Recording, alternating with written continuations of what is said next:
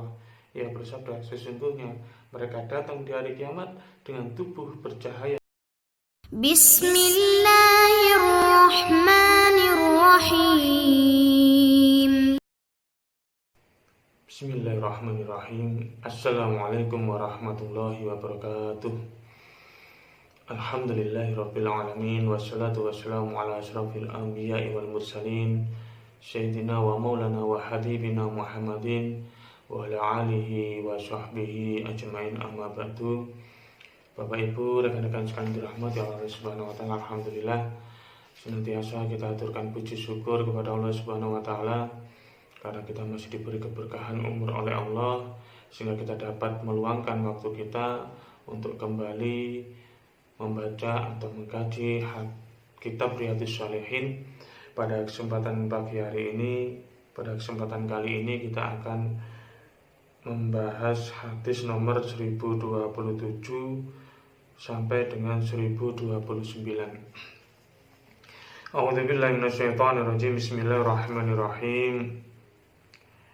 Wa an Utsman ibn Affan radhiyallahu anhu qala ra'aitu Rasulullah tawadda'a mithla wudu'i hadha thumma qala man tawadda'a hadha hakadha ghufira lahu ma taqaddama min dhanbihi wa kanat salatuhu wa masyuhu ila al-masjidi nafilah. Rawahul Muslim. Dari Utsman bin Affan, aku melihat Rasulullah SAW berwudu seperti wuduku ini.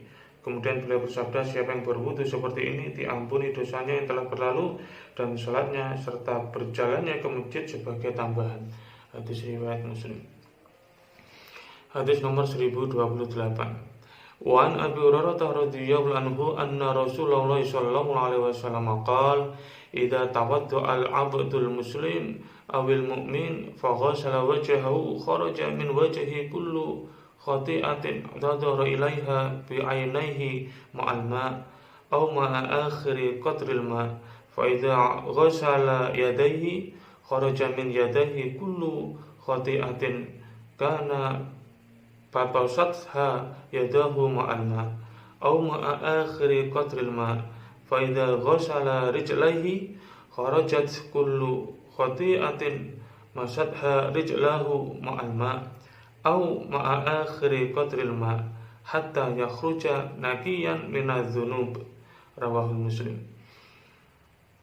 Dari Abu Hurairah radhiyallahu anhu, Rasulullah SAW bersabda, bila seorang muslim atau mukmin berwudu lalu membasuh mukanya, setiap dosa-dosa yang disebabkan pandangan matanya keluar dari mukanya bersama air atau bersama tetesan air terakhir. Bila ia membasuh tangannya, setiap dosa-dosa disebabkan kedua tangannya keluar dari tangannya bersama air atau bersama tetesan air terakhir. Bila ia membasuh kakinya, setiap dosa-dosa disebabkan kedua kakinya keluar dari kakinya bersama air atau bersama tetesan air terakhir, hingga ia keluar dalam keadaan bersih dari dosa. Hadis riwayat Muslim. Bapak Ibu yang dirahmati Allah Subhanahu wa taala, dari dua hadis ini, hadis nomor 1027 dan 1028, kita dapat mengetahui bahwasanya keutamaan berwudu itu adalah kita akan diampuni dosa-dosa kita yang telah lalu. Yang selanjutnya adalah berjalannya ke masjid, itu juga mendapatkan pahala dari Allah Subhanahu wa taala. Terus dosa-dosa kita itu akan keluar bersama tetesan air terakhir dari wudhu kita. Ketika kita membasuh muka kita, maka dosa-dosa yang disebabkan oleh pandangan kita akan mengalir, akan keluar bersama air yang menetes ataupun tetesan terakhir daripada basuhan muka kita. Ketika kita membasuh kedua tangan kita, maka dosa-dosa kita akan keluar bersama tetesan terakhir dari air wudu yang keluar dari tangan tersebut, yang mengalir dari tangan tersebut. Ketika kita membasuh kaki kita, maka dosa-dosa kita akan keluar mengalir bersama dengan air dan tetesan air terakhir dari air wudu yang kita basuhkan kepada kaki kita. Hingga ketika kita selesai menjalankan wudu, maka dosa-dosa kita keluar semua, diampuni oleh Allah Subhanahu wa taala. Ini adalah salah satu fadilah ya, atau beberapa fadilah keutamaan orang yang menjalankan wudu.